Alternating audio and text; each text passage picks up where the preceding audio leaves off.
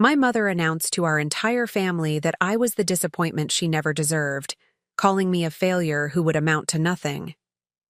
When my portfolio manager called her 3 years later about my 8-figure investment account, her champagne glass shattered on the marble floor she thought she owned, but it was mine all along.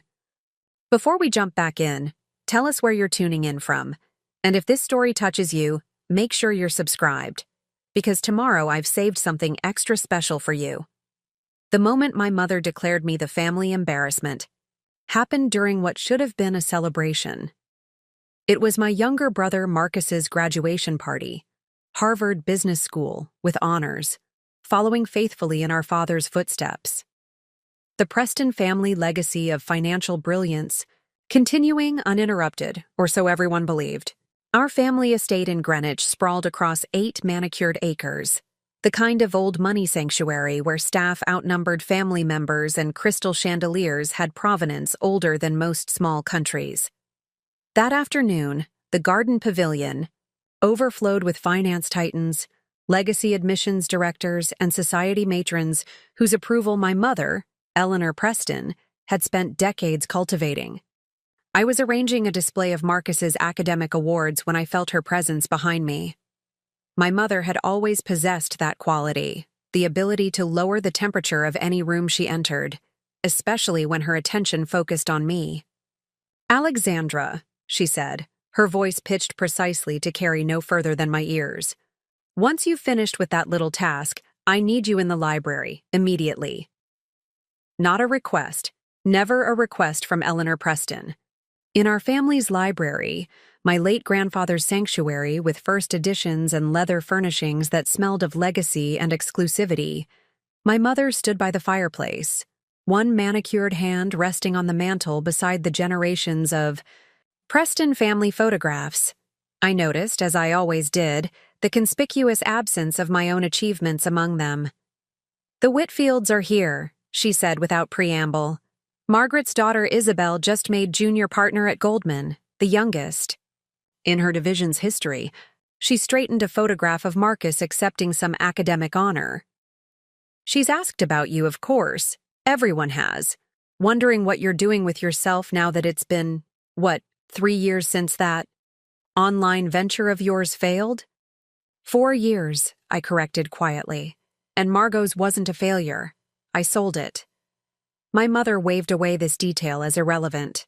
"For pennies, Alexandra. After wasting your Stanford education on a ridiculous little shopping website instead of accepting the Morgan Stanley position your father arranged." She turned to face me fully, her expression a masterclass in elegant disappointment. "The Prestons have been financial kingmakers for 3 generations. Your great-grandfather advised Roosevelt, for heaven's sake. Your father manages wealth that influences global markets. Your brother, at 26, is already being courted by firms that wouldn't look twice at most people with decades more experience." I remained silent, having learned long ago that interrupting my mother's carefully constructed monologues only extended them. "And then there's you," she continued, each word precision-cut glass. 30 years old, living in that absurd little apartment in Brooklyn. Doing what exactly? Consulting, you say? On what, Alexandra? Who would possibly seek counsel from someone whose only business achievement ended in a fire sale? I looked directly into her eyes, those Preston blue eyes we shared by genetics, if nothing else. "I'm doing well, Mother. My clients—" "Spare me," she interrupted, glancing at her watch. "The point is, I've had enough of making excuses for you. When people ask, and they do ask, Alexandra, with that blend of curiosity and pity that is absolutely unbearable, I've decided I will simply tell them the truth. Which is that you are our family's disappointment, that despite every advantage, every opportunity, every door opened for you, you have chosen mediocrity, that the Preston drive and acumen apparently skipped a generation with you." She smoothed an invisible wrinkle from her immaculate St. John dress. "I'm through pretending otherwise." The words should have cut deeper, perhaps would have years earlier. Instead, I felt an unexpected lightness, as though her finally saying aloud what she'd communicated in countless subtle ways since my childhood had somehow freed me. "I understand," I said simply. She tilted her head slightly, surprised by my lack of protest. "Do you?" "I wonder. Your father insists I'm too hard on you, that you're finding your way. But I see the truth, Alexandra. You lack what it takes to be a true Preston. The ambition, the vision, the excellence." "Is that all?" I asked, my voice steady. "We should return to the party. People will notice your absence." Something flickered across her perfect features. Confusion, perhaps, at my composure. She'd expected tears, denials, perhaps even a scene. The quiet dignity caught her off guard. "One more thing," she said, regaining her footing. "The Whitfield's son Thomas is here. Recently divorced, remarkably eligible, managing his family's foundation. Your father and I think it would be appropriate for you to show particular interest." I smiled. "Because a strategic marriage might compensate for my professional shortcomings?" "Don't be crude, Alexandra. Because it's time you contributed something of value to this family." As we exited the library, my mother's hand gripped my arm just above the elbow. "I expect you to be charming, engaging, and to keep your alternative viewpoints to yourself. The Prestons have a reputation to maintain, even if you seem determined to undermine it."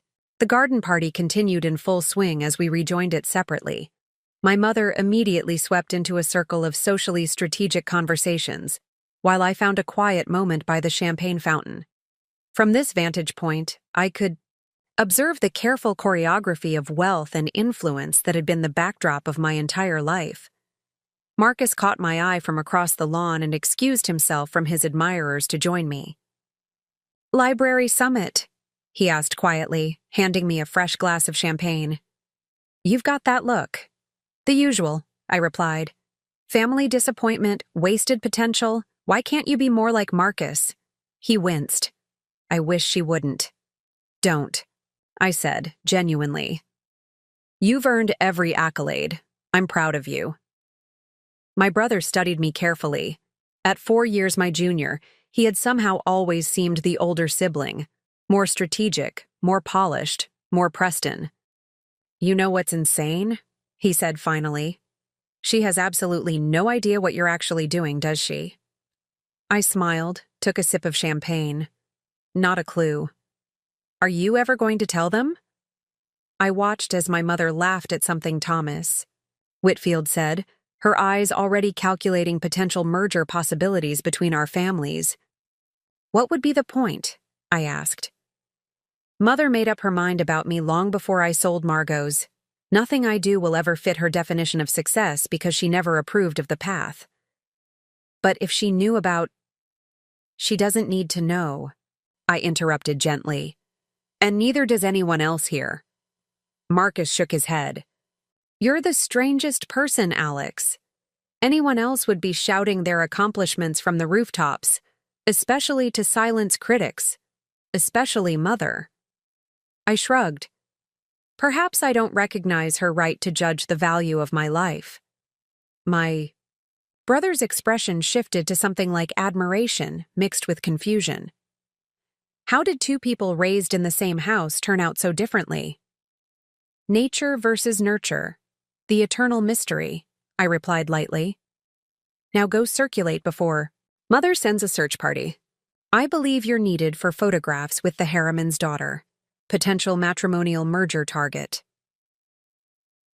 As Marcus reluctantly rejoined the strategic socializing, I observed my mother holding court among her peers. Eleanor Preston, the flawless society matriarch whose entire identity was constructed around family legacy, appropriate connections, and maintaining appearances. The woman who had just formally declared me a disappointment to the Preston name. What she didn't know, what none of them knew, was that while they'd been measuring my worth against their narrowly defined metrics of success, I had been building something entirely different, something that would have shattered their understanding of achievement, of influence, of power. But that revelation would come later. And when it did, it wouldn't arrive as a desperate plea for validation or recognition. When the truth finally emerged about exactly who Alexandra Preston had become, it would arrive precisely when I chose, not because I needed their approval, but because they would need mine. I took another sip of champagne and allowed myself a small private smile. Let my mother tell everyone I was the family disappointment. The opinion of people who had never truly seen me had long ago ceased to determine my worth. 3 days after my mother's declaration, I sat in my absurd little apartment in Brooklyn, as she called it, a converted industrial loft in Dumbo with floor-to-ceiling windows overlooking the Manhattan skyline. The space was minimalist by design. Rather than necessity, its carefully selected furnishings each carrying significance beyond their aesthetic value. A far cry from the cluttered opulence of the Preston estate, where pedigree trumped purpose in every decorating decision. My phone buzzed with an incoming call. Eliza Kim, my chief investment strategist, and one of the few people who knew the key, full scope of what I'd built since walking away from the path my parents had prescribed. The Singapore acquisition just cleared final regulatory approval, she said without preamble when I answered. We can announce next week. And the valuation? Better than projected. They're desperate to access our technology platform before their competitors. Our stake will increase to 62% of total holdings. I made a note in my leather-bound journal, the only paper record I maintained, a habit that had earned me gentle mockery from my tech-forward team. And the Preston Group holdings? Still unaware they're about to lose exclusive access to the Asian markets they've been cultivating for the last decade. I could hear the smile in Eliza's voice.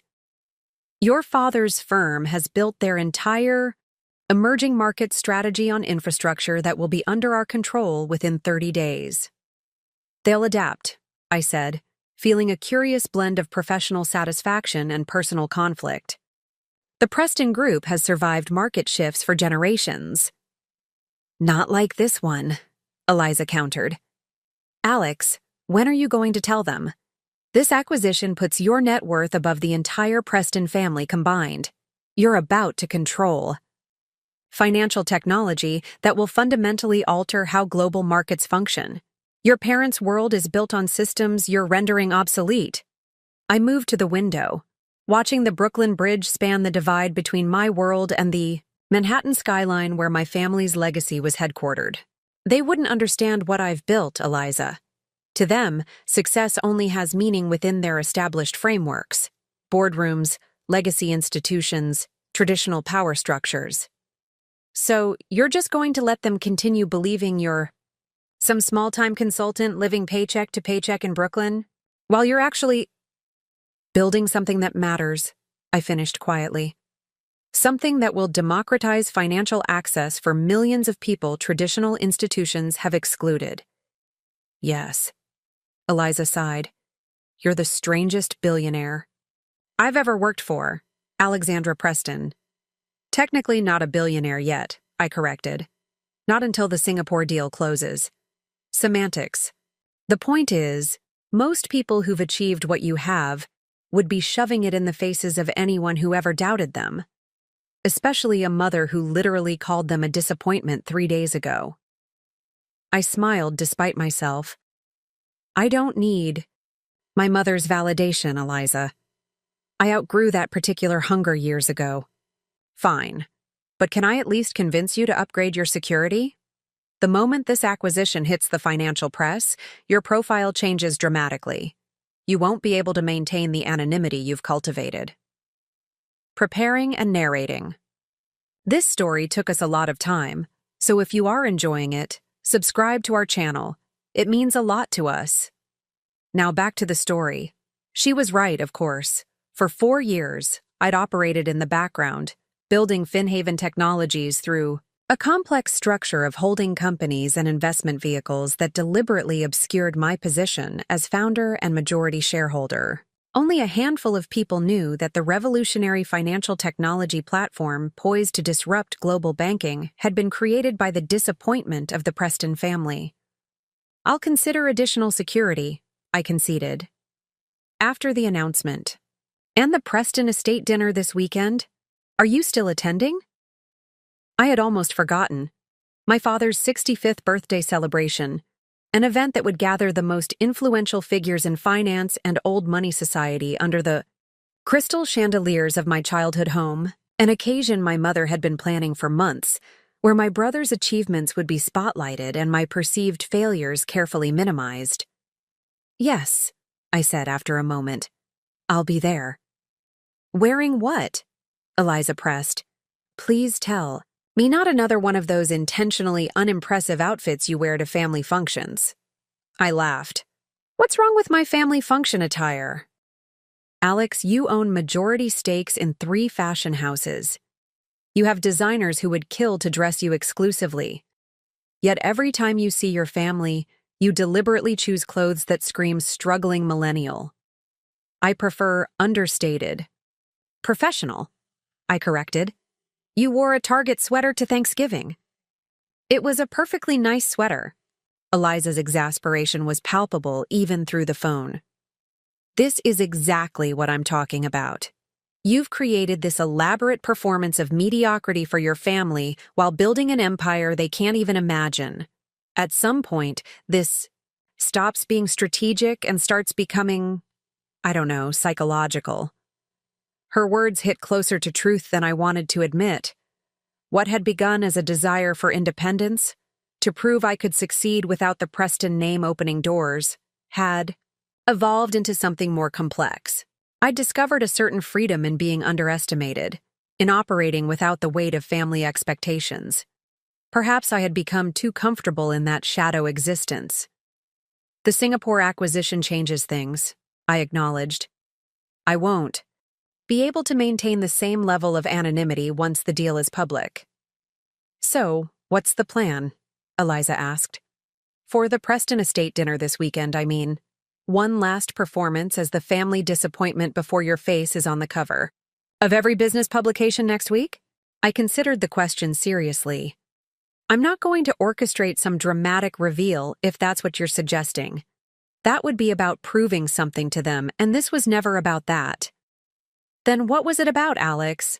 The question hung between us, weighted with implications I'd avoided examining too closely. Why had I kept my success so carefully hidden from the family that had dismissed my potential? Was it really just about building something on my own terms, or was there something deeper? Some need to definitively separate my identity from the Preston legacy before revealing I had exceeded it. "It was about freedom," I said finally.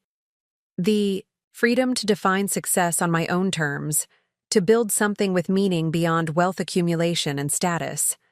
The freedom to fail without an audience, to experiment without judgment, to succeed without having that success immediately absorbed into the Preston narrative." Eliza was quiet for a moment. "And now? When your success becomes impossible to hide?" I turned from the window, surveying the space that had witnessed the creation of what would soon become one of the most valuable financial technology companies in the world, the whiteboard walls still bearing the original algorithms that had evolved into Finhaven's revolutionary platform.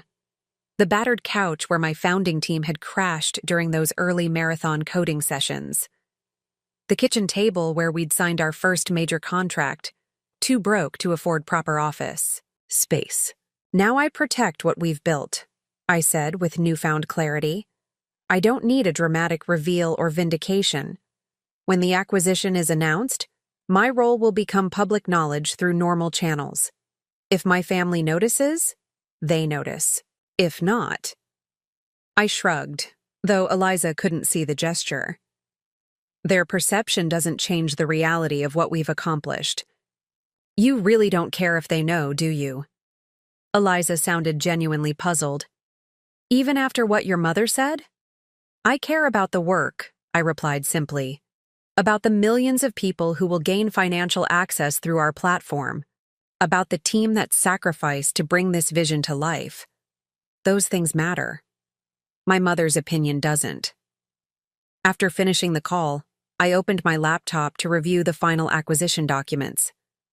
The numbers were staggering even to me. 9 figures becoming 10 with a single transaction. Market projections that would make traditional banking executives lose sleep. A technology platform poised to render obsolete the very systems through which families like mine had concentrated wealth for generations. My phone buzzed with a text from my brother. Mother asking if you need car service for Sat dinner. Told her you'd arrange your own. Don't forget 7 p.m. sharp. Black tie, speech prep for Dad underway. You've been allocated 2 men in program. Sorry. I smiled at Marcus's apologetic tone. Even as the golden child, he recognized the inequity in our treatment. 2 minutes to acknowledge a lifetime of our father's influence, while Marcus would undoubtedly deliver the evening's keynote tribute. I texted back, all set with transportation.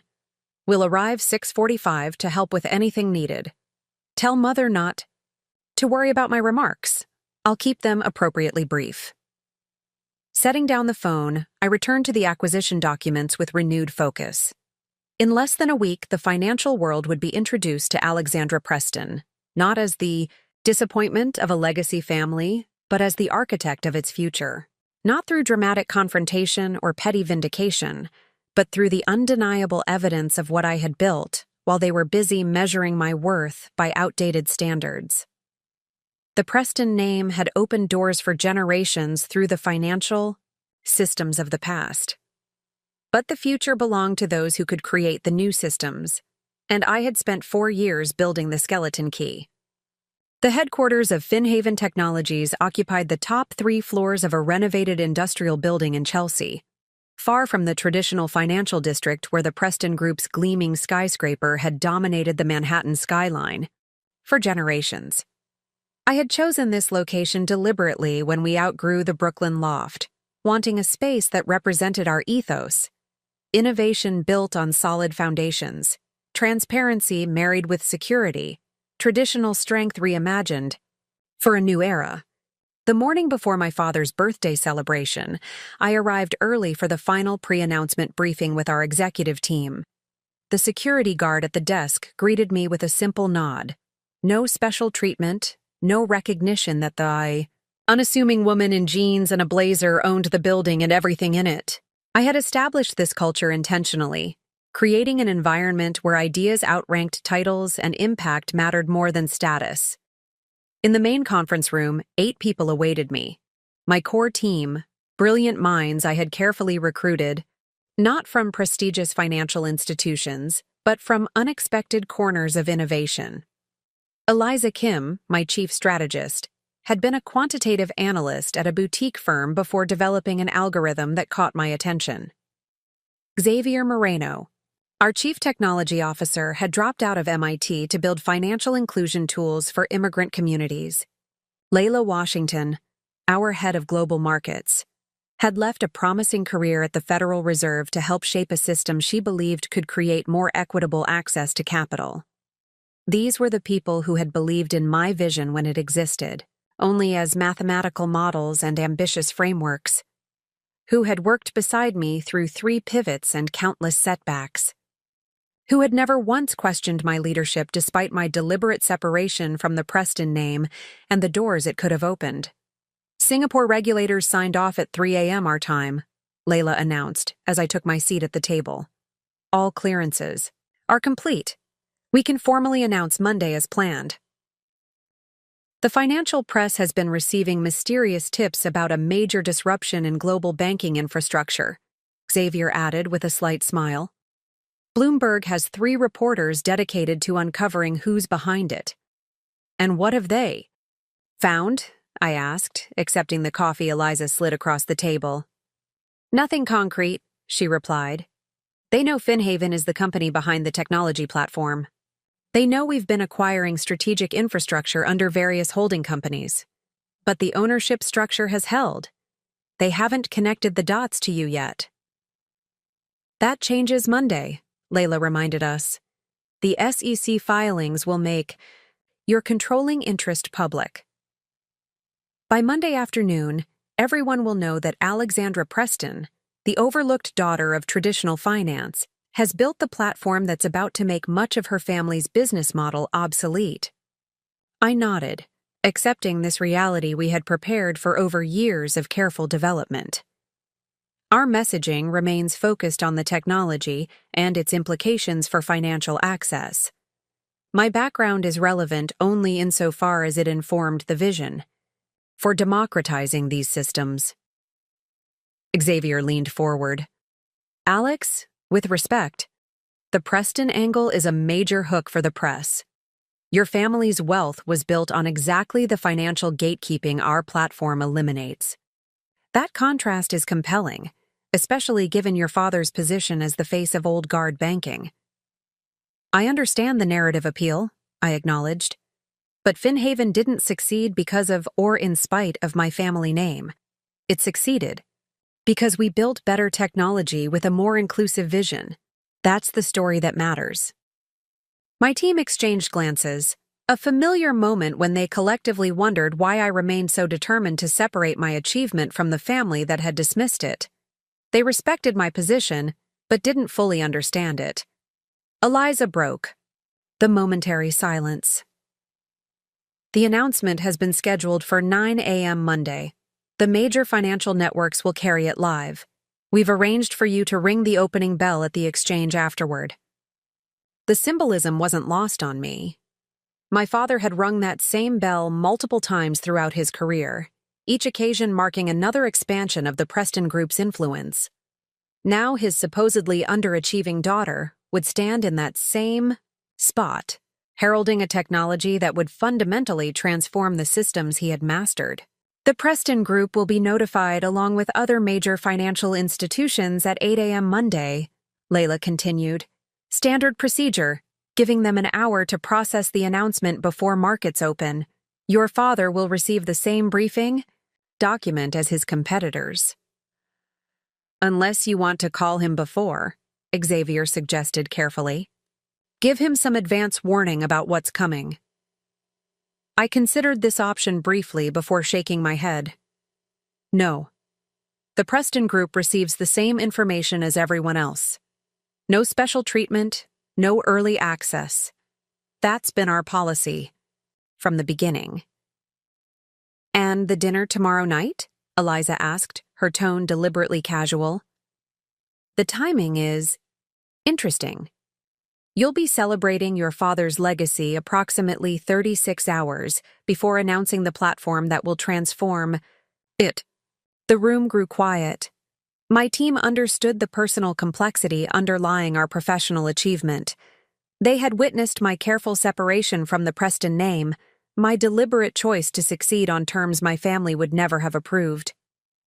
They recognized tomorrow night's event for what it was, perhaps the final moment when the old narrative about Alexandra Preston, family disappointment, would remain unchallenged. Tomorrow night is about my father, I said firmly, not about Finhaven, not about the announcement, and certainly not about using either as some form of vindication. Layla studied me with the frank assessment that made her such a valuable executive. You've spent 4 years building something revolutionary while your family believed you were floundering. You've created more wealth and influence than the combined Preston legacy while being treated as its greatest disappointment. And you're telling us that when you sit at that dinner tomorrow night, knowing what Monday will bring, you won't feel any satisfaction in their impending realization that they completely misjudged you? I met her gaze steadily. Their misjudgment was never the motivation, Layla. It was merely the freedom. Being underestimated gave me room to work without the weight of the Preston expectations. For that, I'm actually grateful. That's remarkably zen, Xavier observed with raised eyebrows. I smiled. Not zen, strategic. The energy most people waste seeking validation or nursing resentment, we channeled into building something transformative. That's why we're here, announcing this platform, while companies with far more resources are scrambling to catch up. The meeting continued with operational details for the announcement, additional security protocols, media response strategies, market reaction contingencies. My team was exceptionally prepared, having anticipated this moment through years of careful development. When we adjourned, Eliza remained behind as the others filed out.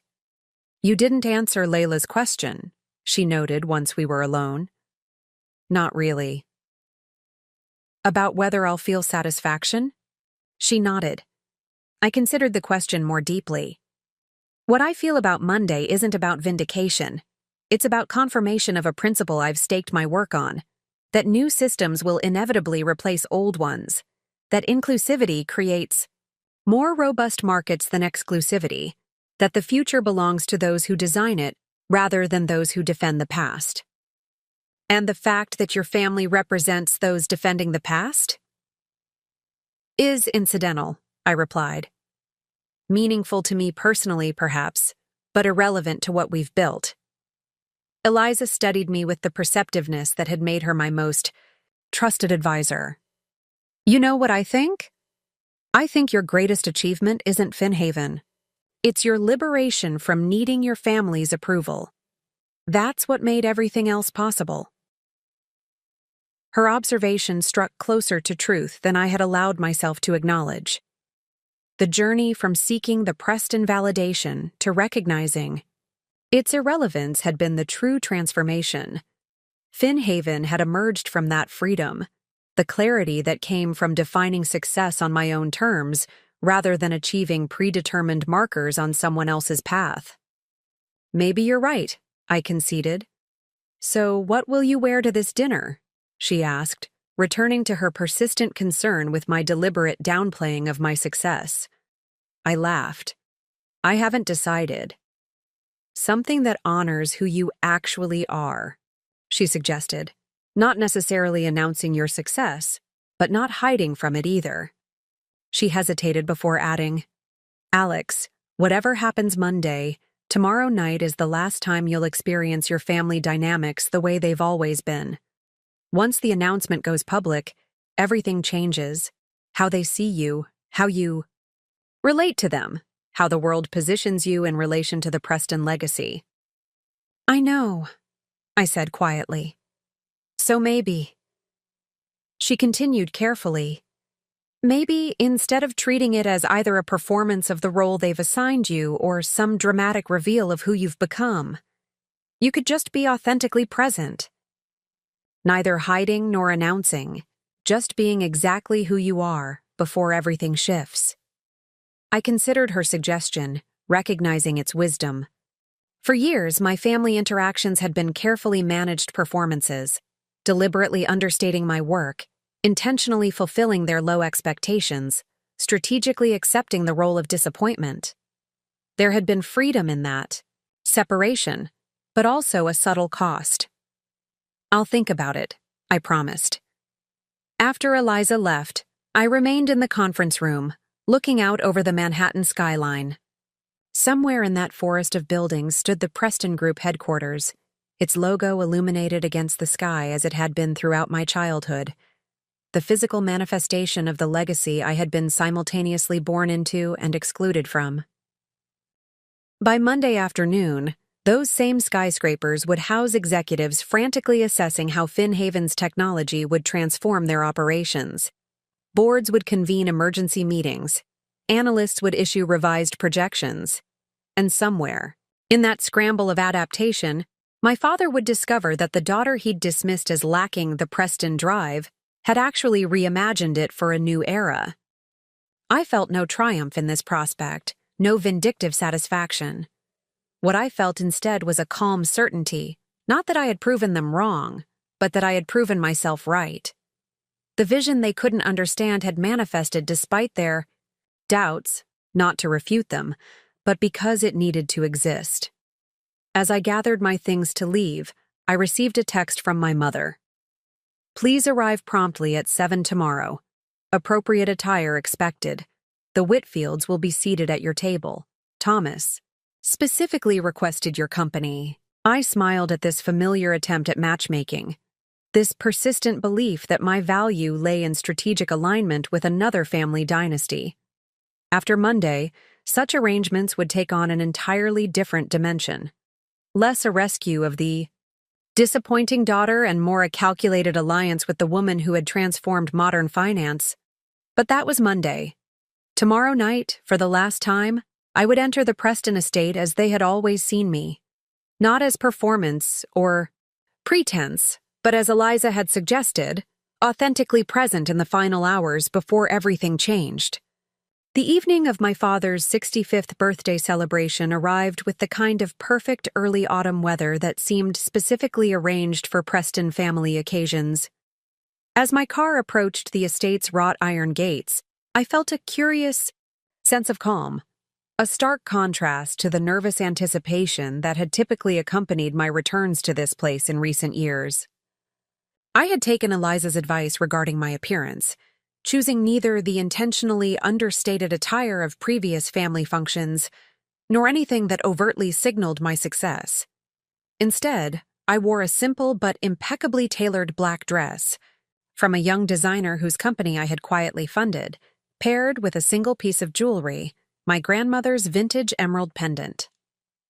The only Preston heirloom I had ever connected with, given to me on my 16th birthday before my perceived divergence from family expectations. The estate looked exactly as it always had, sprawling Georgian architecture illuminated by strategic lighting that enhanced its imposing symmetry, manicured grounds that required a full-time staff of 8 to maintain, imported gravel on the circular driveway that crunched satisfyingly beneath tires and designer heels. The familiar setting for countless Preston celebrations, each meticulously orchestrated to reinforce the family mythology of uninterrupted excellence and influence. As I stepped from the car, I noticed my brother waiting on the front steps, an unexpected gesture that spoke to Marcus's increasing efforts to bridge the gap our mother seemed determined to widen. "You're early," he said, greeting me with a genuine hug. "And you look different." "Different how?" I asked, curious about his perception. He studied me thoughtfully. "More present somehow. Less like you're trying to disappear." He offered his arm as we climbed the limestone steps. "Fair warning, Mother has seated you between Thomas Whitfield and Senator Harrington's son. The matchmaking has reached strategic new heights." I laughed. "Still determined to secure the Preston legacy through advantageous marriage?" "More than ever," Marcus confirmed, "though I'm not sure why she's so fixated on it for you when I'm the one whose continued bachelorhood actively distresses her." "Because you're fulfilling the Preston legacy professionally," I explained lightly. "I'm the one who needs matrimonial redemption." Marcus's expression grew serious as we paused in the grand foyer, the sounds of arriving guests and clinking crystal filtering through from the main salon. "You know I don't see you that way, right? The family disappointment or whatever ridiculous label Mother has assigned." His sincerity touched me. "I know, Marcus, and I appreciate that more than you realize. I just wish you'd let them see what you're actually doing. I mean, I only know fragments, but even those are impressive. This consulting work of yours. Tonight is about Father," I interrupted gently, "not about me correcting any misperceptions." He looked like he wanted to argue further, but was interrupted by our mother's approach, resplendent in midnight blue Valentino and family diamonds that marked significant Preston milestones. Her expression upon seeing me contained the familiar, rapid calculation, assessment of my appearance, determination of whether it met standards, quick recalibration of what she would say to explain my presence to her carefully curated guest list. "Alexandra, you're early," she observed, with the faint surprise of someone who had consistently scheduled me to arrive after most guests were already present. Her gaze traveled efficiently over my attire, finding it unexpectedly acceptable. "That's a lovely dress. New?" "Relatively," I replied, accepting her air kiss without elaboration. "Well, it's appropriate," she conceded, The closest approximation to a compliment her disappointment of a daughter could expect. The Whitfields arrived 10 minutes ago. Thomas has already asked after you twice. I resisted the urge to roll my eyes, maintaining the pleasant neutrality that had become my standard operating procedure for family functions. I'll be sure to thank him for his interest. More than interest, Alexandra, my mother corrected, lowering her voice. Though no, one was within earshot. The Whitfields are considering a significant restructuring of their family office. Your father thinks Thomas is seeking greater control of their investment strategy. The implication was clear. This potential match carried business advantages beyond the usual social alignments she pursued. How convenient, I remarked mildly. Something in my tone caught her attention, drawing a more focused assessment than her usual dismissive glance. You seem different tonight. Like brother, like mother, though her observation carried suspicion rather than Marcus's affection. Do I? I asked with genuine curiosity. More. She searched for the right word, her social precision demanding. Accuracy. Composed. Before I could respond, my father appeared, distinguished in his tuxedo with the subtle confidence of a man who had spent decades in rooms where his opinion shaped markets and influenced policy. Richard Preston at 65 remained an imposing figure, tall, silver-haired, with the characteristic Preston blue eyes that had passed to both his children. Eyes that lit with genuine warmth upon seeing me. There's my Alexandra, he said, embracing me with the enthusiasm my mother always found slightly undignified.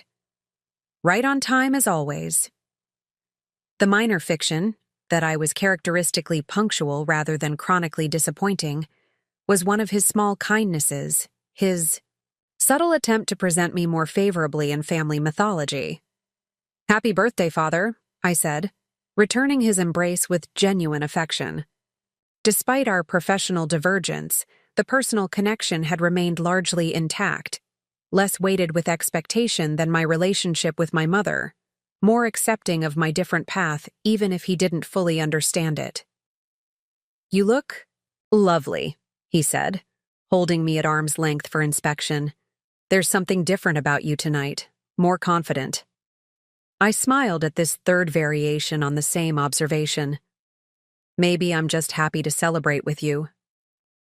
Or perhaps she's finally recognizing the opportunity the Whitfield connection represents, my mother suggested, unable to resist redirecting the conversation to her strategic objectives. My father's slight eye roll was nearly imperceptible.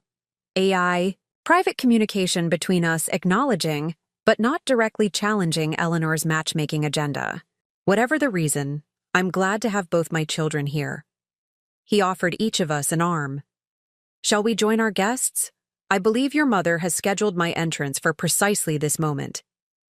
As we moved toward the grand salon where nearly 200 of the financial elite had gathered to celebrate my father's legacy, I felt a strange confluence of worlds. The Preston universe I had strategically distanced myself from colliding with the reality of what awaited on Monday morning. For perhaps the last time, I would navigate this environment as Alexandra Preston, family disappointment and professional underachiever, rather than as the architect of financial disruption poised to transform her father's industry. The evening proceeded with the precisely choreographed elegance that characterized all Preston functions. Cocktails flowing seamlessly into dinner, conversations strategically facilitated to strengthen key alliances, every element from floral arrangements to musical selections carefully curated to reinforce the family's impeccable taste and influence. I was indeed seated between Thomas Whitfield and Harrison Harrington, eligible bachelors from families whose connections would benefit the Preston portfolio in specific ways my mother had undoubtedly mapped out in detail. I engaged with them, pleasantly, neither encouraging nor discouraging their obvious interest, maintaining the careful balance I had perfected at countless similar events. Your mother mentioned you're doing some sort of consulting work, Thomas said as the first course was served, his tone suggesting both curiosity and slight condescension. Something in the tech sector? Financial technology, yes, I confirmed simply. Fascinating field, he remarked with the confidence of someone who had read a few headlines but maintained a safe distance from actual innovation. The Whitfield Group has been considering some strategic investments in that area. Perhaps you could share your insights sometime. Nothing too technical, of course, just the general trends. I smiled, knowing that by Monday afternoon, the Whitfield Group would be frantically convening emergency meetings about the very technology I had developed. I'd be happy to discuss general trends, though the technical details are where the real transformation lies. Of course, he agreed quickly, clearly relieved I hadn't launched into explanations beyond his comprehension. Though, at the end of the day, these new platforms will need traditional financial infrastructure to scale properly. That's where families like ours provide the essential foundation.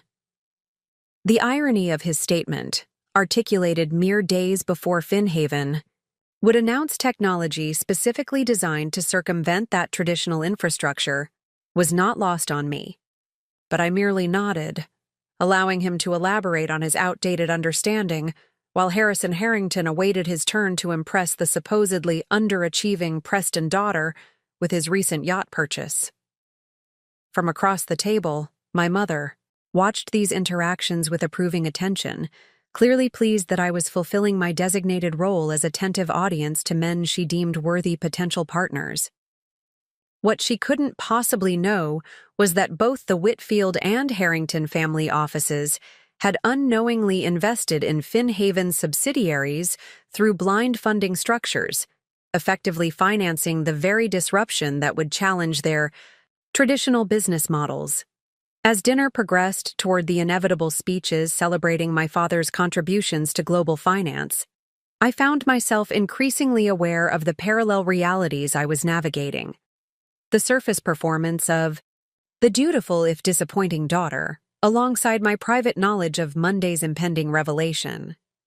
Not with vindictive anticipation, but with a clear-eyed recognition that these carefully maintained social and financial hierarchies were about to experience significant realignment. When the time came for family tributes, Marcus delivered his expected eloquent testament to our father's mentorship and vision. His speech highlighted the Preston legacy of financial leadership, emphasizing continuity and the values that had positioned the family at the center of American capitalism for generations.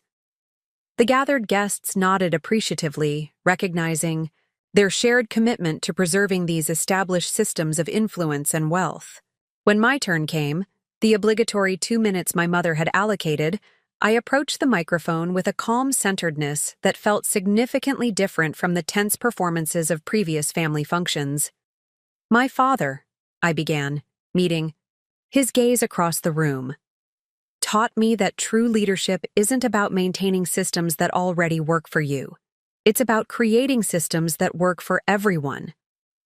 I paused, watching my father's slight smile at this characterization, one that highlighted an aspect of his philosophy that his peers often overlooked in favor of his market achievements. While many know Richard Preston as a titan of traditional finance, I've had the privilege of seeing him as a man who values innovation even when it challenges convention, who respects determination even when it follows unexpected paths, who measures success not by conformity to established patterns, but by the courage to envision new possibilities. My mother's expression had shifted from initial approval to slight confusion. This wasn't the standard acknowledgement of Preston excellence she had anticipated. My father, however, was listening with genuine interest, recognition flickering in his eyes as I articulated a dimension of his character that family mythology rarely emphasized. The greatest gift my father gave me wasn't access to financial networks or introduction to influential circles, I continued. It was the understanding that meaningful impact often requires questioning the very foundations others take for granted. That lesson has shaped my work more profoundly than any specific financial principle. I raised my glass. To Richard Preston, not just for what he has built, but for creating space for others to build differently, for understanding that legacies aren't preserved through rigid protection of what exists, but through courageous evolution toward what might be possible. The room applauded with the polite enthusiasm expected for a daughter's tribute, though I noticed thoughtful expressions on several faces, recognition that my characterization had highlighted dimensions of my father less frequently celebrated in these circles. My mother's slight frown suggested she found my comments insufficiently conventional, while my father's expression held genuine appreciation and perhaps a touch of curiosity about the work I had obliquely referenced.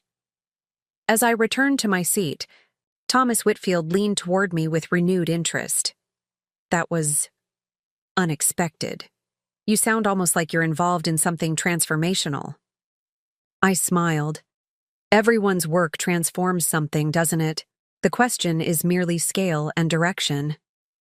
Well said, he replied, clearly filing away this interaction for reconsideration. Perhaps we've underestimated your ambitions, Alexandra. Perhaps, I agreed mildly. Perception often lags behind reality. By Monday afternoon, he would understand just how prophetic that observation had been. After the speeches concluded, the celebration transitioned to the estate's grand ballroom for dancing and continued networking, that subtle but essential activity that had powered the Preston influence for generations. Orchestral arrangements of classic standards provided the soundtrack for carefully calibrated social interactions, each conversation potentially advancing business interests under the guise of celebration. I stood near the edge of the ballroom, observing this choreography with the perspective of someone simultaneously inside and outside the system. My mother moved through the crowd with practiced elegance, making strategic introductions and reinforcing key relationships. My father accepted congratulations with the gracious humility that had made him respected even by competitors.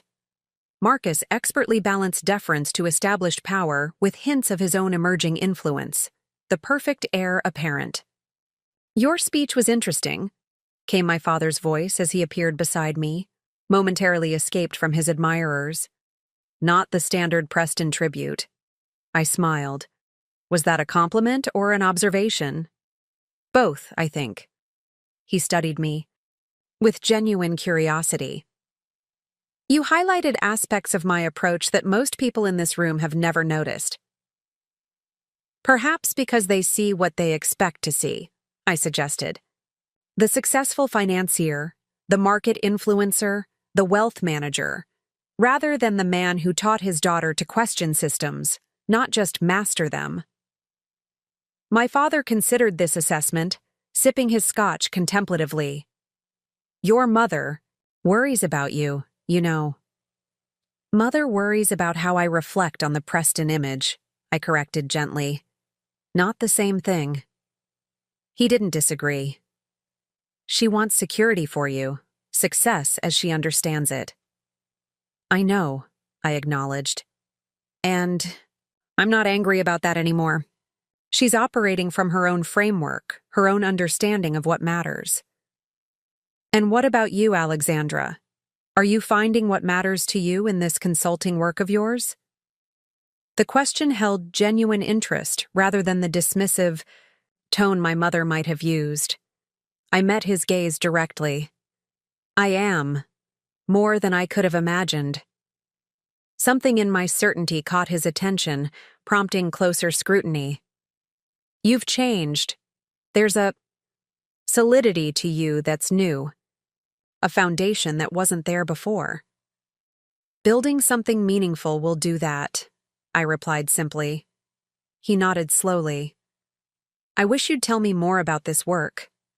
Not because I doubt it, but because I'm genuinely curious about what captures my daughter's formidable intelligence and determination. The sincerity in his request made me consider for a brief moment, giving him advance warning about Monday's announcement. Not for strategic advantage, but as a gesture of the connection we'd maintained despite my deviation from the expected path. Before I could respond, my mother approached, her social radar having detected our extended conversation. Richard, the Japanese delegation is looking for you. Something about the Tokyo expansion. She turned to me with practiced efficiency. Alexandra, Thomas is asking about you again. Do try to show more interest.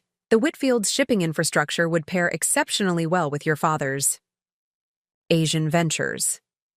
The irony of her statement, made days before Finhaven would announce technology that would fundamentally transform global shipping finance, almost prompted an uncharacteristic laugh. Instead, I maintained my composed expression. I'll keep that in mind, Mother. See that you do, she replied, already scanning the room for her next strategic intervention. Opportunities like Thomas don't present themselves indefinitely, particularly for someone with your unconventional career choices. As she guided my father away, he glanced back with a slight apologetic smile.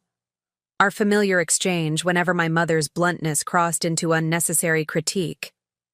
I returned the smile, feeling a new kind of compassion for them both. They were products of a system they had mastered, unable to recognize that the ground beneath that system was already shifting. I made my way onto the terrace, seeking a moment of quiet before rejoining the celebration. The September evening had turned pleasantly cool, stars visible beyond the glow of the estate's lighting. From this vantage point, the manicured gardens stretched toward the property line, the impeccable organization of nature that had always symbolized the Preston approach to the world. Everything in its proper place, all elements controlled and directed toward a specific vision of success. Escaping already?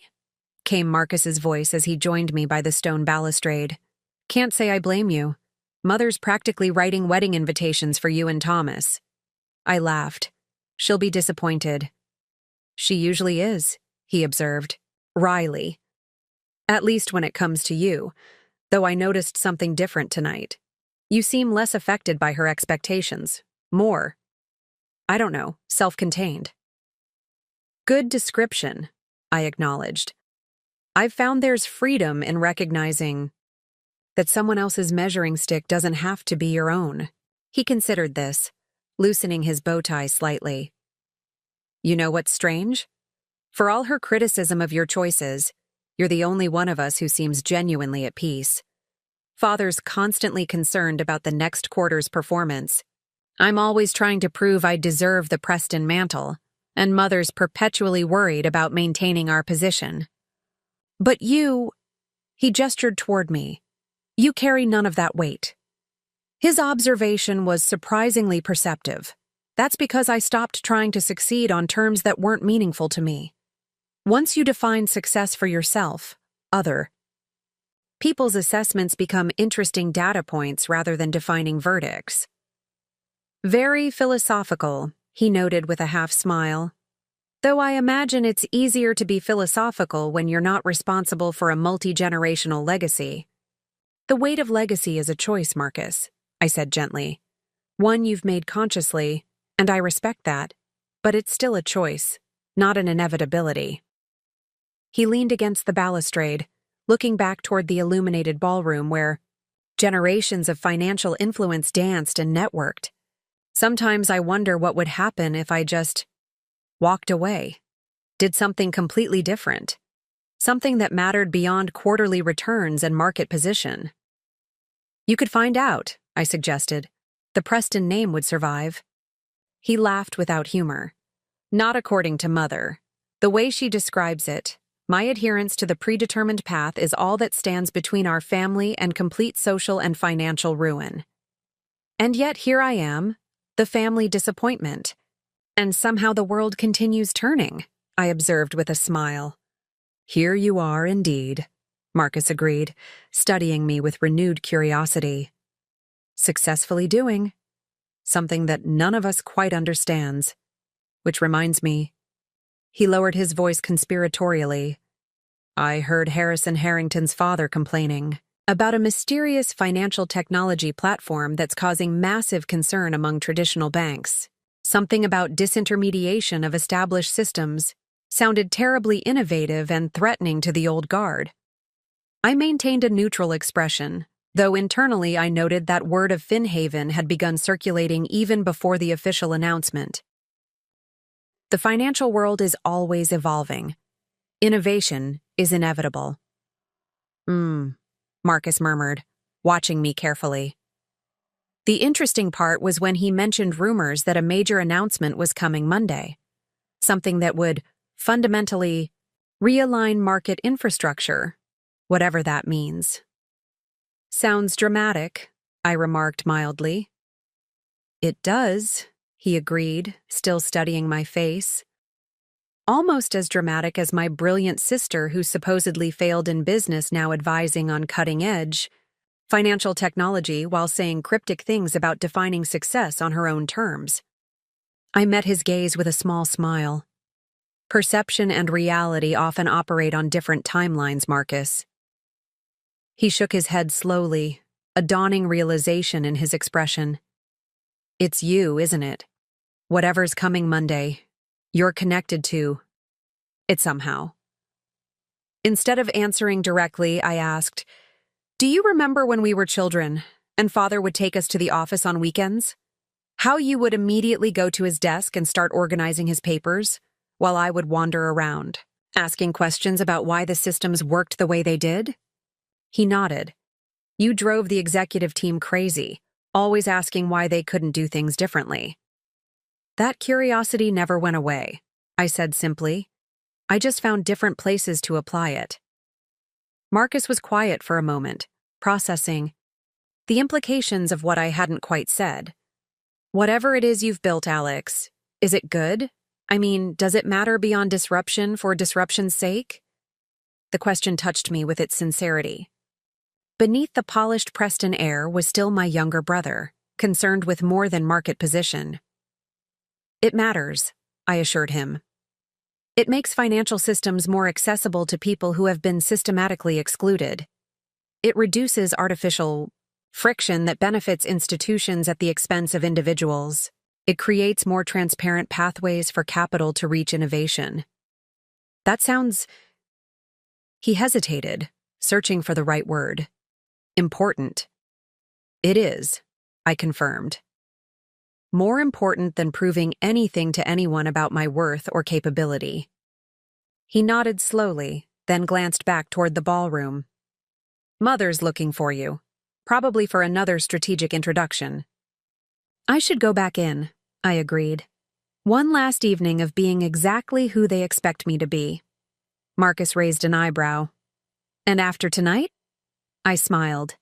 After tonight, expectations will need to adjust to reality rather than the other way around. As we returned to the celebration, I found myself approached not by Thomas Whitfield, but by his father, Charles, the patriarch of the Whitfield fortune and a contemporary of my father's in the financial establishment.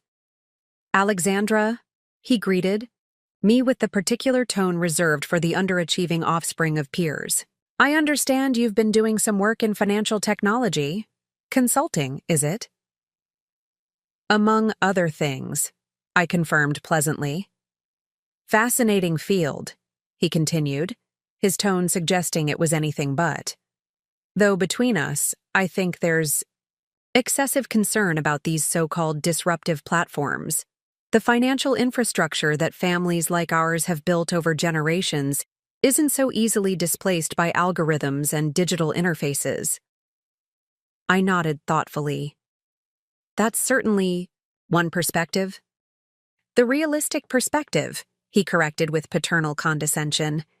Banking relationships, capital access, market influence, these are built on trust developed over decades, institutional knowledge passed through generations. No technology, platform can replicate that fundamental human element. Perhaps not replicate, I acknowledged, but possibly reimagine it in more inclusive forms. He waved this away as youthful idealism. Inclusion is a lovely concept for charitable initiatives, my dear, but the serious machinery of global finance requires gatekeepers and established pathways. That's not exclusion, it's necessary structure. I wondered briefly how this conversation would differ if we were having it on Tuesday rather than Saturday, after.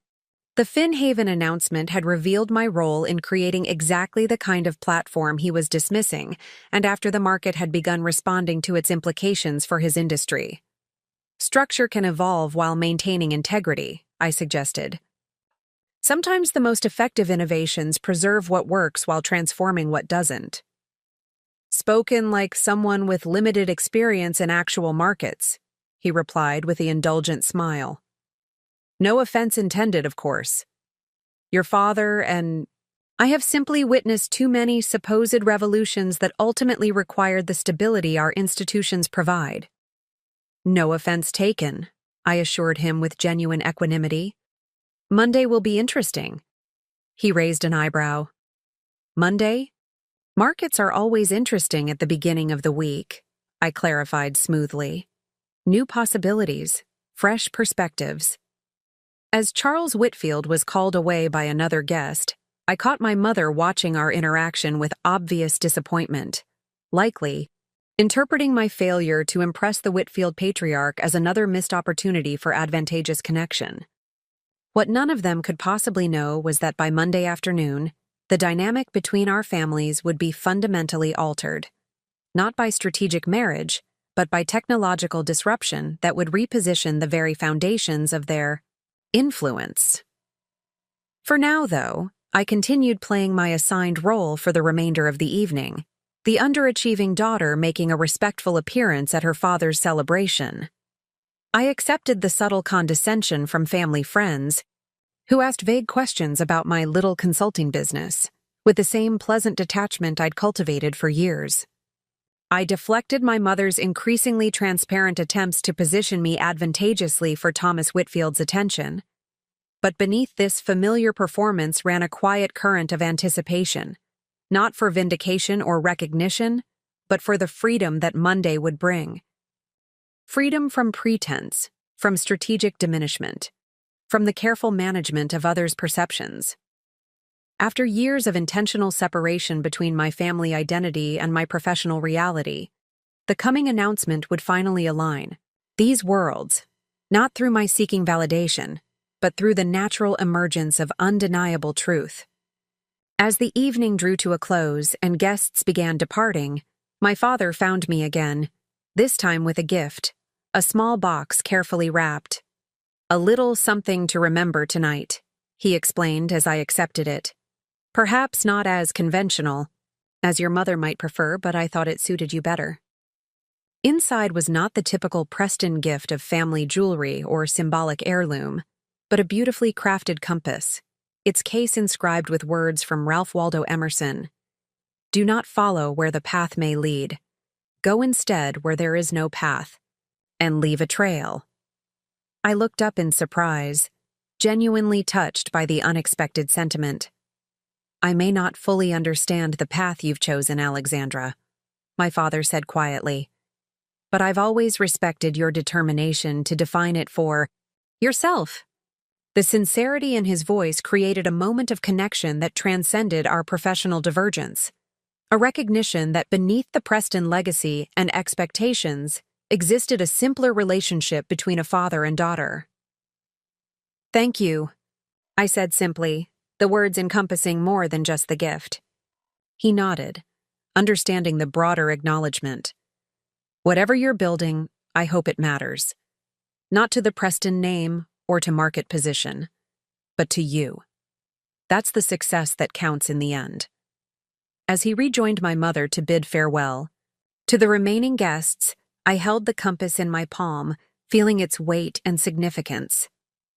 For all the limitation of the Preston definition of success, my father had just demonstrated that evolution was possible, that even those deeply embedded in established systems could recognize the value of charting new directions. Monday would bring inevitable transformation to these carefully maintained family dynamics. But tonight had offered something unexpected, a glimpse of connection that might survive that transformation, a relationship that could potentially bridge between worlds I had long assumed were irreconcilable. As I prepared to leave, my mother approached for a final assessment. You managed not to embarrass us tonight, she observed, her version of approval. Though you could have shown more interest in Thomas. He's considering 3 potential board appointments, all of which would complement your father's interests nicely. I'm sure Thomas will make advantageous choices regardless of my interest, I replied evenly. She sighed with practiced martyrdom. Alexandra, when will you recognize that your position in this family carries responsibilities? Connections aren't merely social, they're foundational to maintaining influence. Your continued disinterest in strategic relationships reflects a fundamental misunderstanding of how our world operates. I studied my mother, her perfect posture, her flawless appearance, her absolute certainty in a perspective that had never been challenged, and found myself responding not with the familiar tension of unmet expectations, but with genuine compassion for the limitations of her understanding. Perhaps, I suggested gently, there are multiple ways for worlds to operate successfully. Philosophy won't secure your future, she countered briskly. I smiled. My future is already secure, Mother, just not in the form you've imagined. Something in my certainty gave her pause, prompting a more careful assessment than her typical dismissal. You're different tonight. More. Settled. I am settled, I confirmed. Comfortable with the path I've chosen and what I've built along it. And what exactly have you built, Alexandra? She asked, genuine curiosity momentarily overriding her customary judgment. This consulting work? Is it actually providing the stability and position you deserve as a Preston? I considered how to answer, knowing that within 48 hours, this question would be answered more definitively than any explanation I could offer now. What I've built, I said carefully, is aligned with values I believe in. It creates meaningful impact while providing more than sufficient resources. Most importantly, it represents an authentic expression of my capabilities and vision rather than an inherited definition of success. She frowned slightly, parsing this response for concrete indicators of achievement by her metrics. Finding none that registered, she returned to more familiar ground. Well, I suppose there's always the possibility of an advantageous marriage to provide the structure your career choices lack. Rather than feeling the familiar frustration at this reduction of my value to marriage potential, I felt a curious lightness, the freedom of recognizing that her limited perspective would soon confront evidence it could not dismiss. We should all remain open to life's unexpected developments, I agreed with genuine equanimity. Monday often brings fresh perspectives. Sunday passed with deceptive tranquility, the calm before Monday's inevitable storm. I spent the day reviewing final announcement details with my team via secure video conference, each element meticulously prepared for a revelation that would reshape the financial landscape. By evening, everything was in place for the 9 a.m. announcement. That would connect Alexandra Preston, family disappointment, with E. Wright, financial innovator. Monday morning dawned clear and crisp, the kind of pristine September day that seemed too perfect for ordinary business. I dressed with deliberate intention, a tailored charcoal suit that projected authority without ostentation, simple pearl earrings that had been my first significant purchase after selling my initial startup, and my grandmother's emerald pendant, as a private reminder of continuity amid transformation. The press packets go out in 30 minutes, Eliza reported during our 7 a.m. call. Financial networks are already speculating about a major disruptive announcement in the banking sector. The market's buzzing. And the Preston Group? I asked, the question I'd carefully avoided throughout our preparations. Set to receive the standard institutional notification at 8 a.m., along with all other major financial entities, she confirmed. Though I should mention, our sources indicate that Charles Whitfield has been making urgent calls since yesterday evening. Apparently, your conversation at the party prompted some concerns. I smiled slightly. Not surprising. He was quite confident in dismissing financial technology as a passing trend with limited impact on established institutions. A perspective that will age particularly poorly by this afternoon, Eliza noted with satisfaction. Are you ready for this, Alex? Once the announcement goes live, there's no more separation between worlds. The carefully constructed barrier between Alexandra Preston and E. Wright disappears forever. "I'm ready," I confirmed, surprised by the absolute certainty I felt.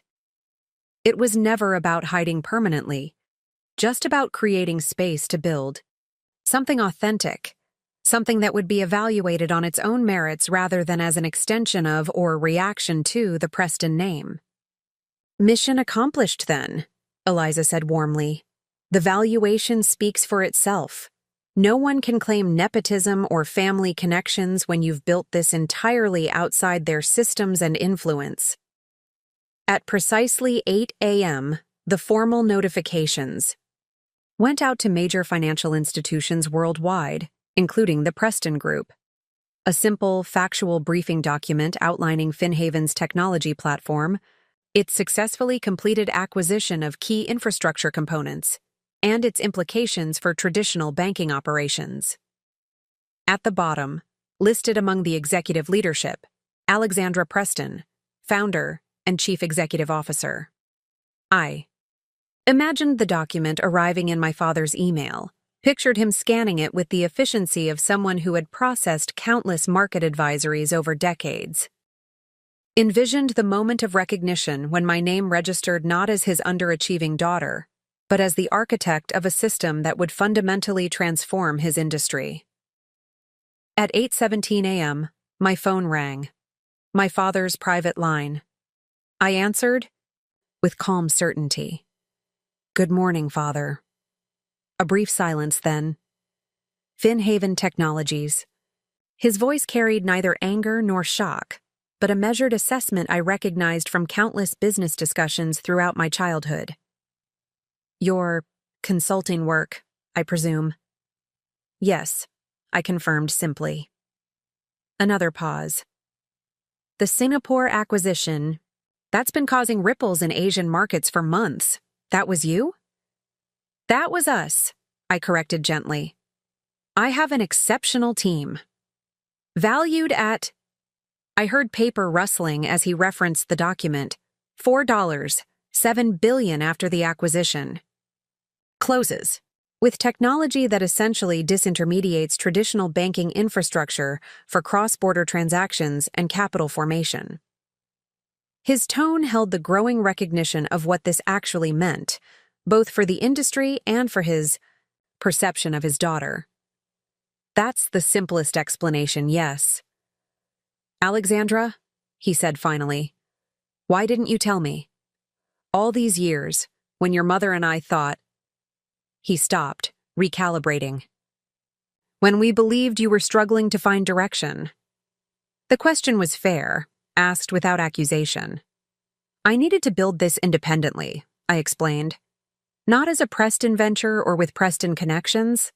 Finhaven's success needed to stand entirely on its own merits, without the distortion of family legacy or influence." "I understand that," he acknowledged, surprising me.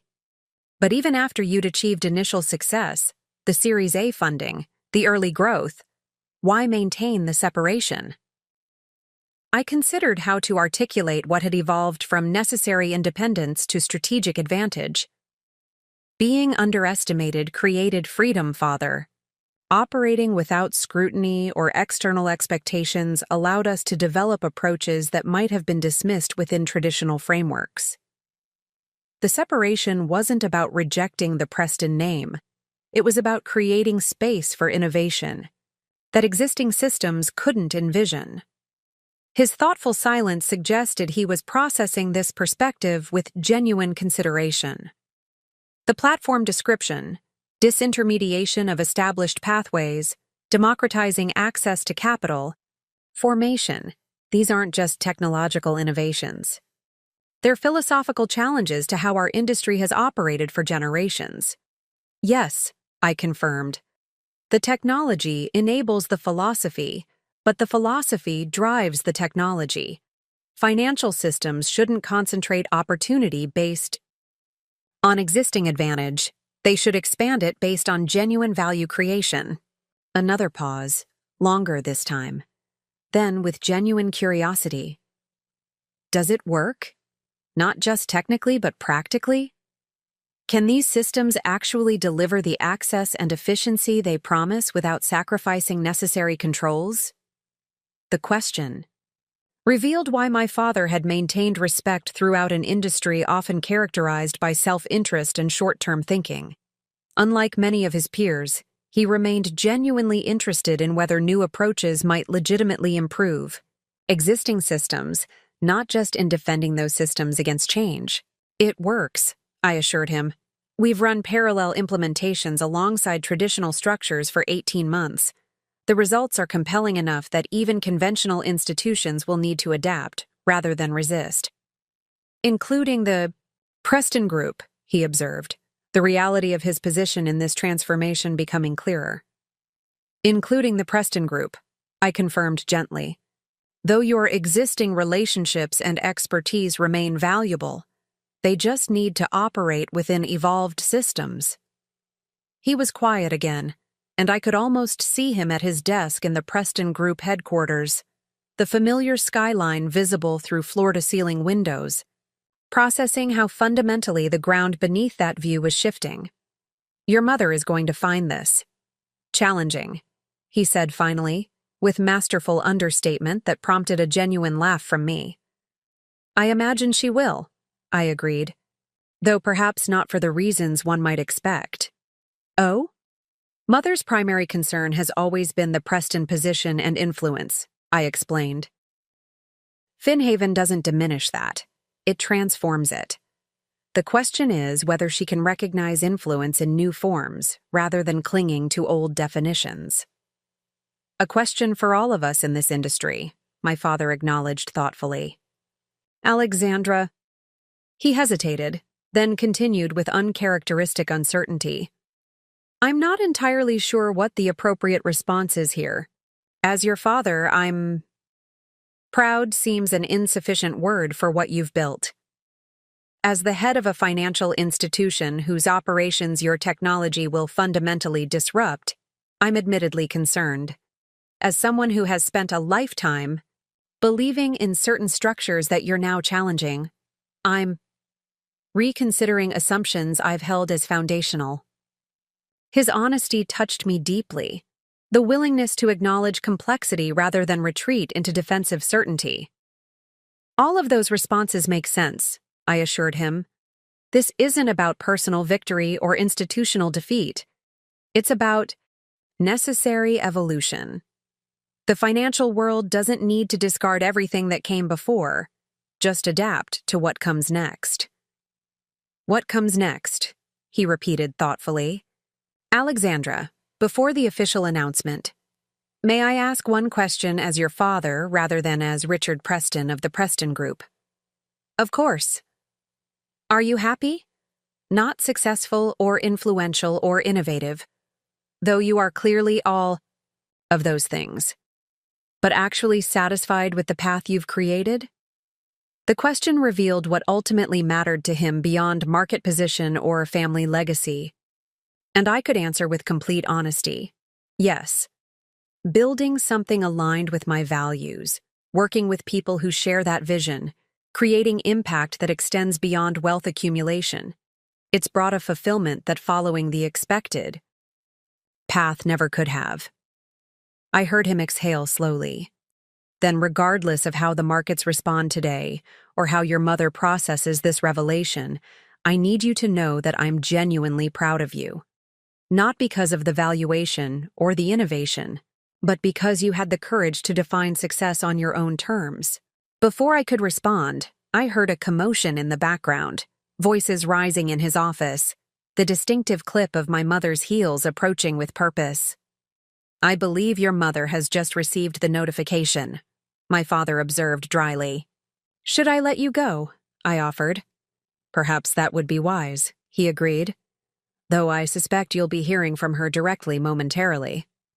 As we ended the call, I felt a surprising lightness, not vindication or triumph, but the simple relief of alignment between worlds that had been carefully separated for years.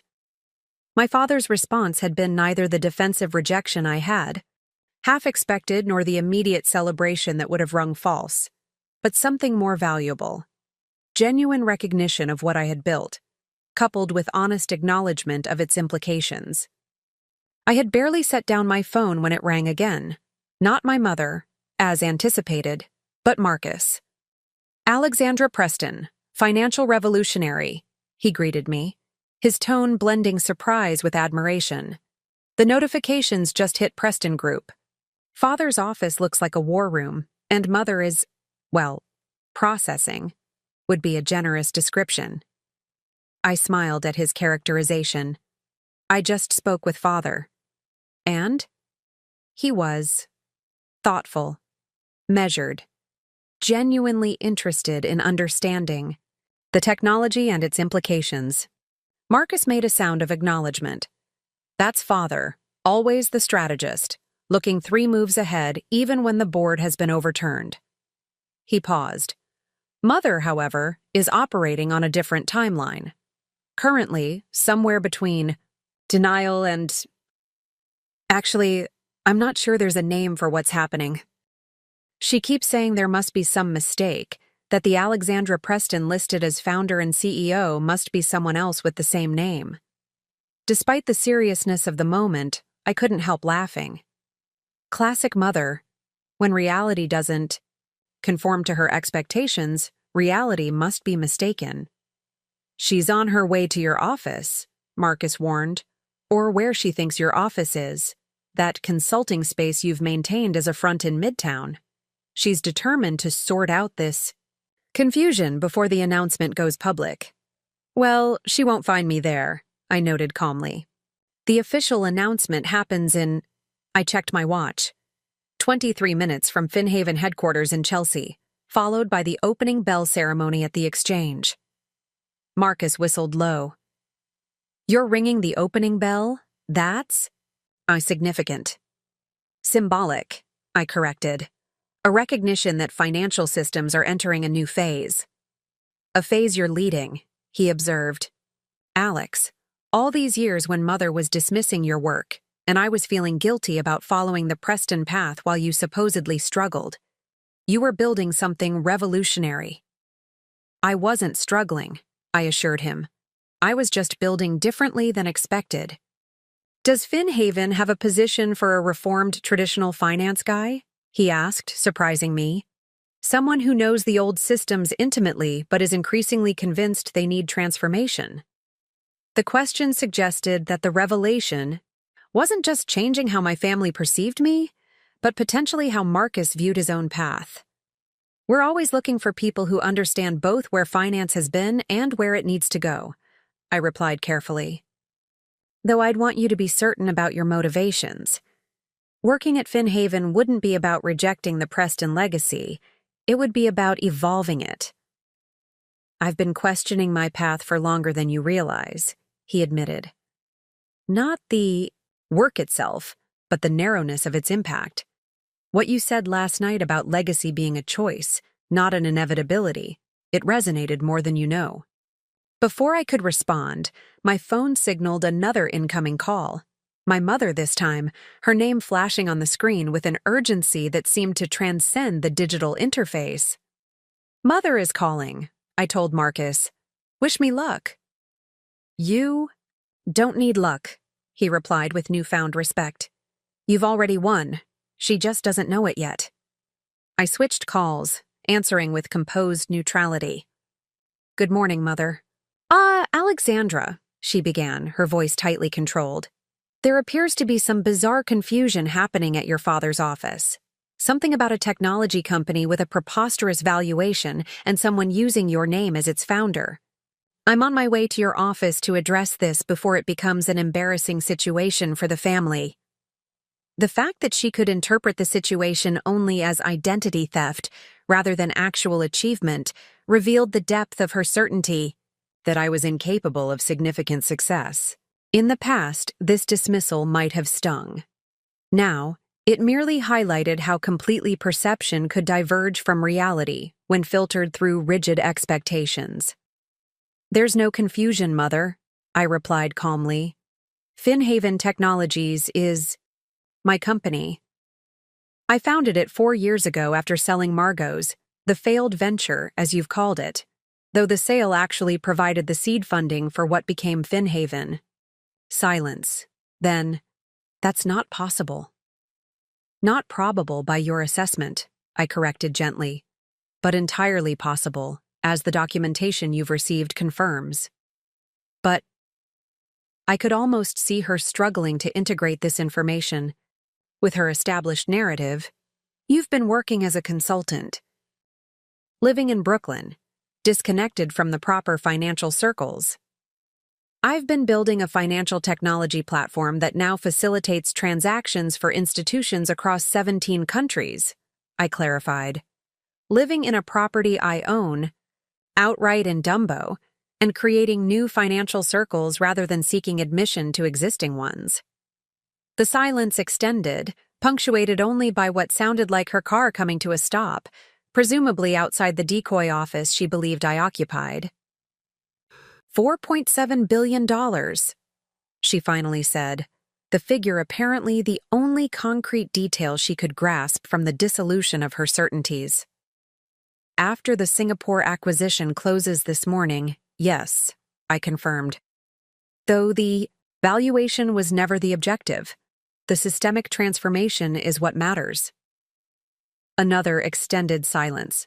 Then, with uncharacteristic uncertainty, "Why didn't you tell us?" The question echoed my father's, but came from an entirely different place. Less about understanding my reasoning and more about processing what this revelation meant for her carefully constructed narrative about her disappointing daughter. I needed to build Finhaven independently, I explained, without the Preston influence or connections creating distortions in how it was perceived and developed. But after it became successful, she pressed, why maintain the pretense?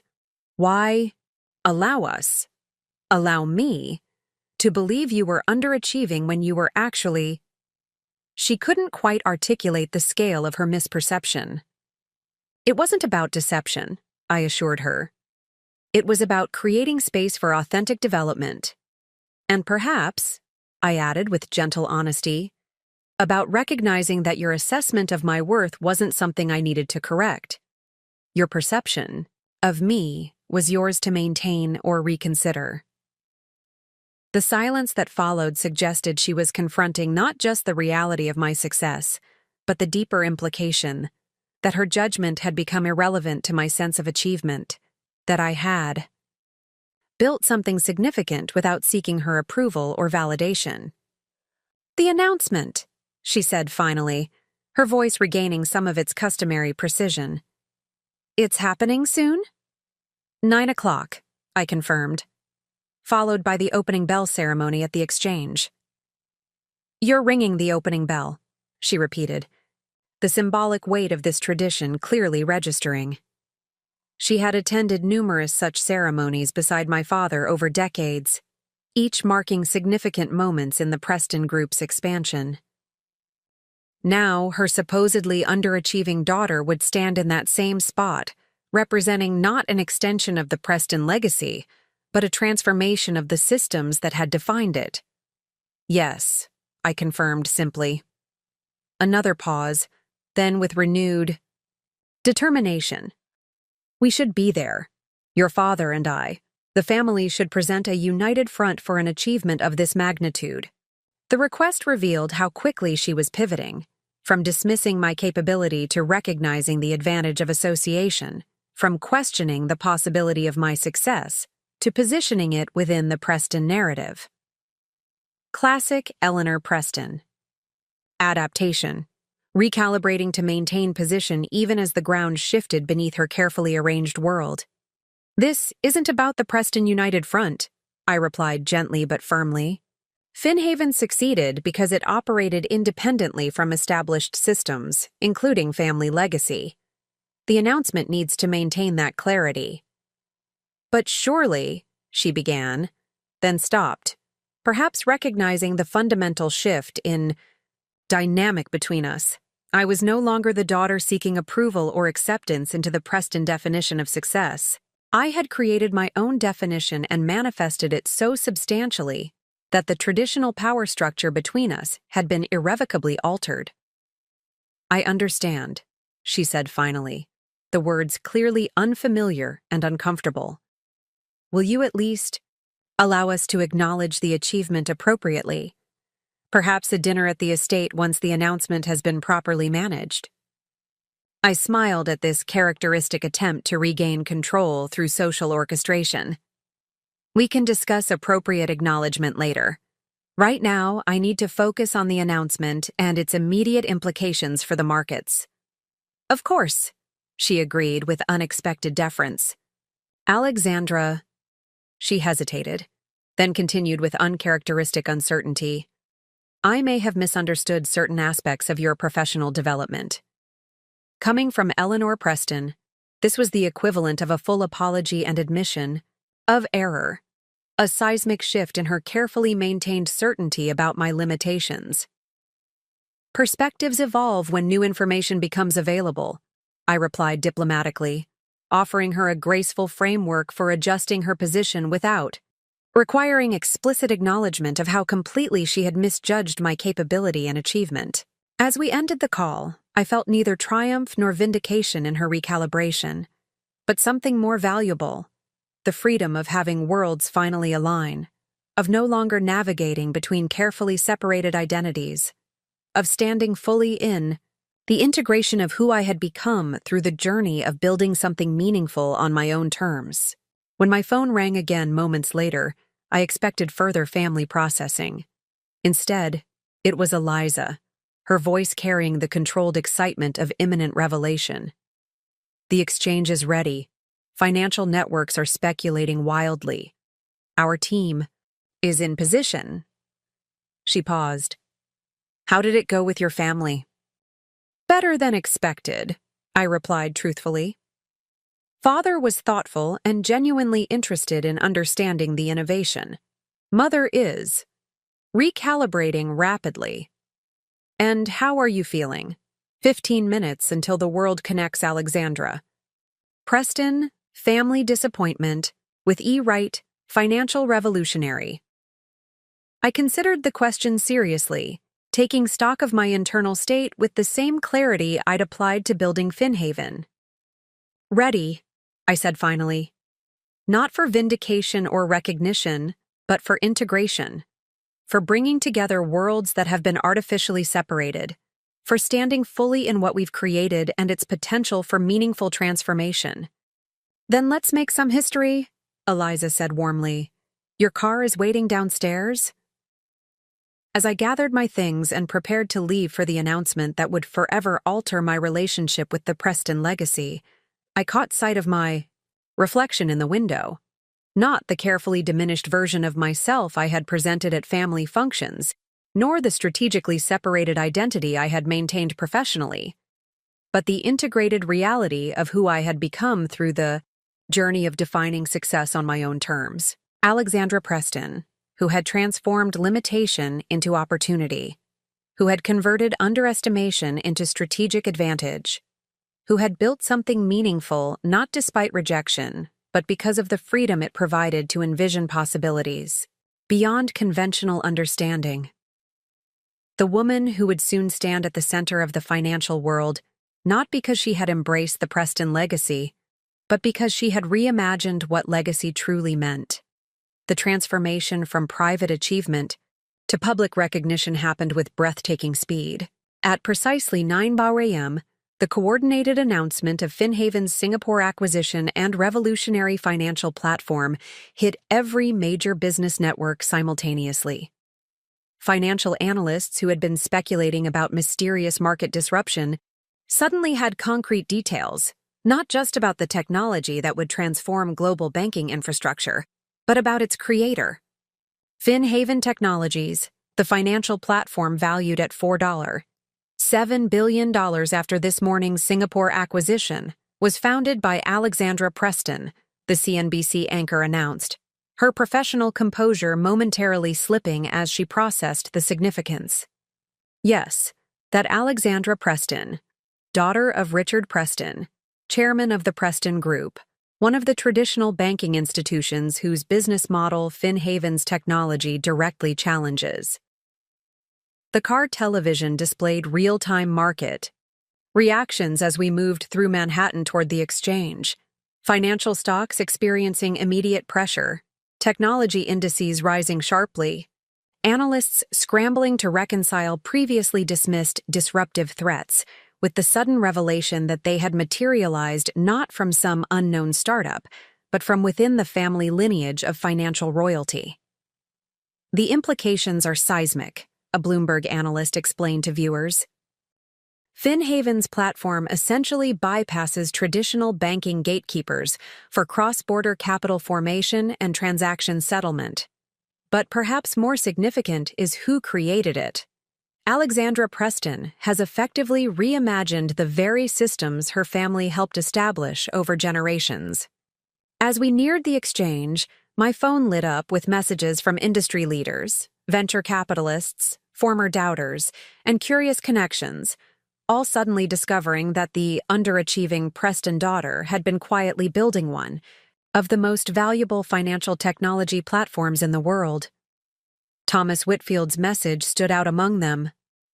Alexandra, I owe you a profound apology for my presumptions Saturday evening. My father has called an emergency board meeting to discuss FinHaven's implications for our shipping finance operations. Would value your insights when time permits. The shift in tone from condescending potential suitor to respectful industry peer captured the fundamental realignment triggered by the morning's revelation. Contexts that had been artificially separated were now colliding, creating new possibilities for engagement beyond inherited expectations. Eliza met me at the exchange entrance, her typically composed demeanor brightened by satisfaction. Financial Twitter is imploding, she reported as we moved through security. Half the traditional banking analysts are scrambling to explain how they missed this development, and the other half are trying to downplay the implications while simultaneously advising clients to adapt immediately. And the Preston Group? I asked, the question I had been carefully avoiding. Down 7% in pre-market trading, she confirmed. Though, interestingly, they've already issued a statement acknowledging FinHaven's innovation and signaling openness to strategics.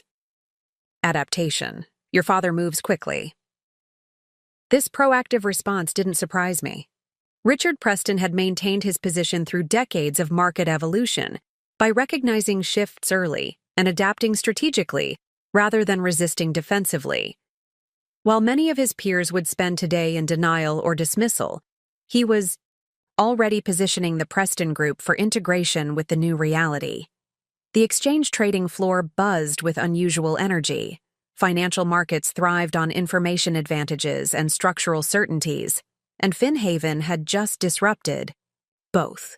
As I was escorted toward the balcony overlooking the trading floor, I noticed the gathered financial press studying me with intense curiosity, trying to reconcile the composed woman in a tailored suit with both the revolutionary financial platform and the supposedly disappointing Preston daughter they'd occasionally glimpsed at industry events. 2 minutes to the opening bell, a floor director advised, positioning me near the ceremonial button that would officially open the day's trading, a day that would fundamentally transform the industry my family had helped shape for generations.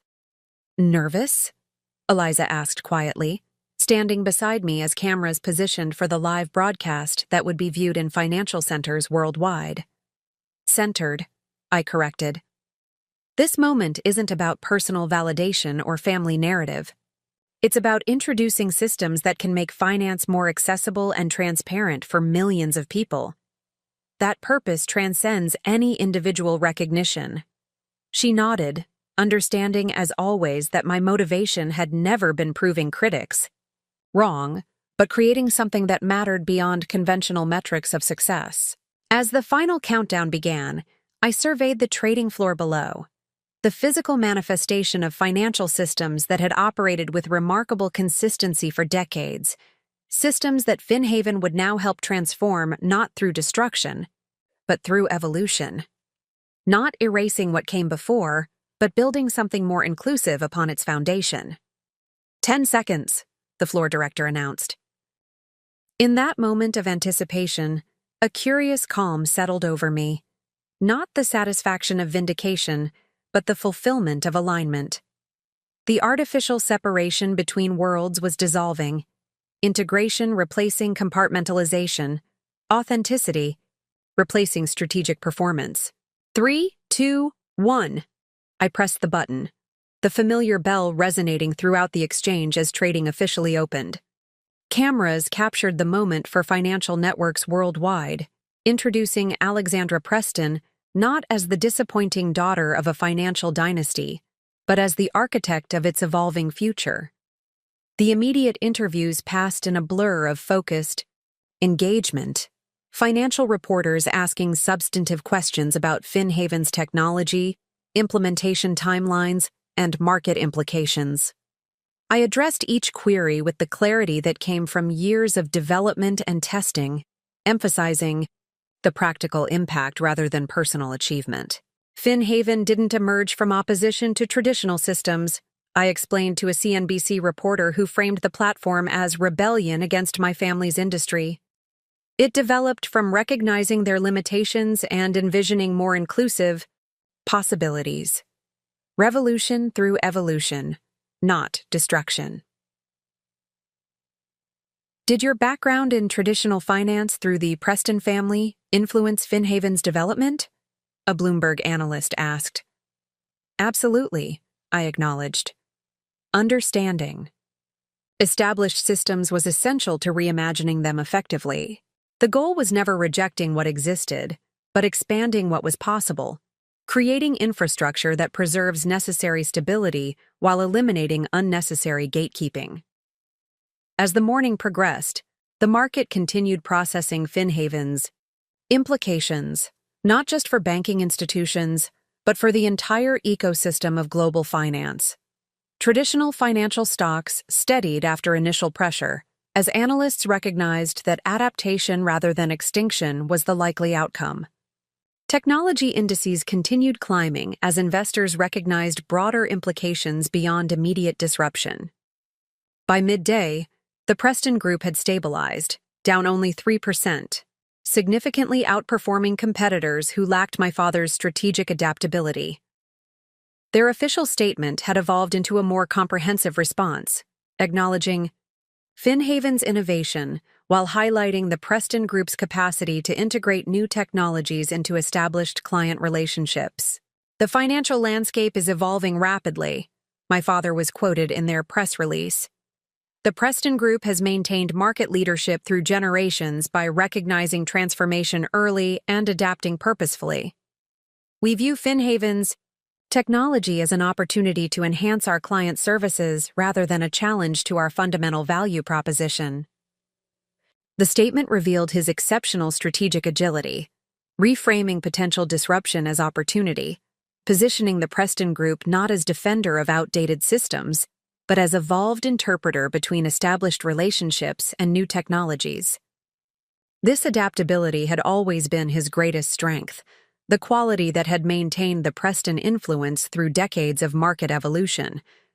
As I returned to Finhaven headquarters after the exchange ceremonies, the office hummed with the focused energy of a team witnessing their years of work finally receiving deserved recognition.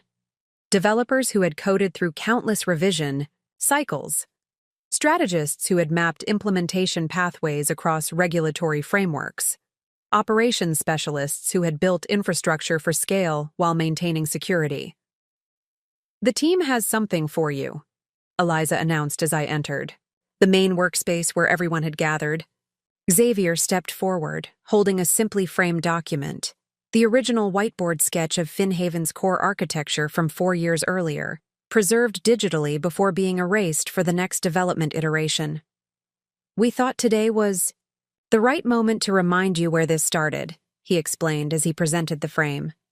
One person with a vision that existing systems could be better, fairer, more accessible. Before the funding rounds, before the acquisitions, before today's valuation and public recognition, just an idea that financial infrastructure should serve more than those who already had access. The gesture touched me deeply. Recognition, not of what Finhaven had become in terms of market valuation or industry influence, but of the foundational purpose that had driven its development from the beginning. The vision that had sustained us through pivots and challenges, through skepticism and limited resources, through the consistent underestimation that had paradoxically created space for innovation. "Thank you," I said, accepting the frame and addressing the gathered team. But this wasn't one person's vision. It was brought to life through your brilliant implementation, your persistent refinement, your commitment to purpose beyond profit. Today's recognition belongs to all of us equally. As the team dispersed to manage the ongoing response to the announcement, Layla approached with her tablet displaying real-time media coverage.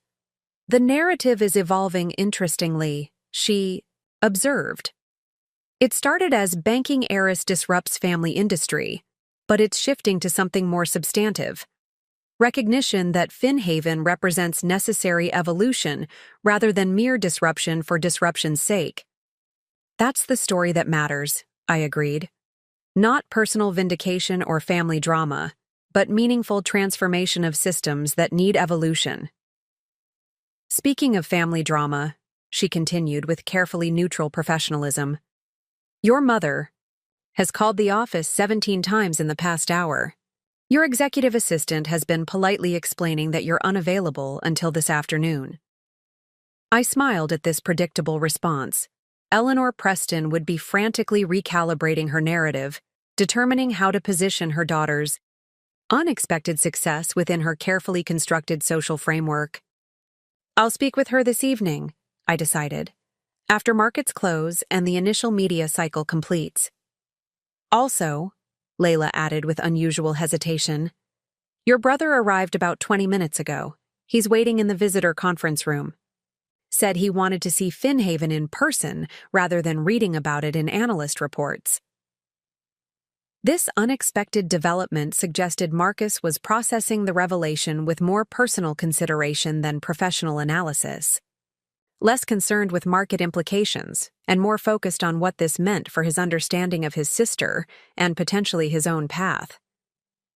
I found him standing at the conference room windows, looking out over the city with thoughtful contemplation.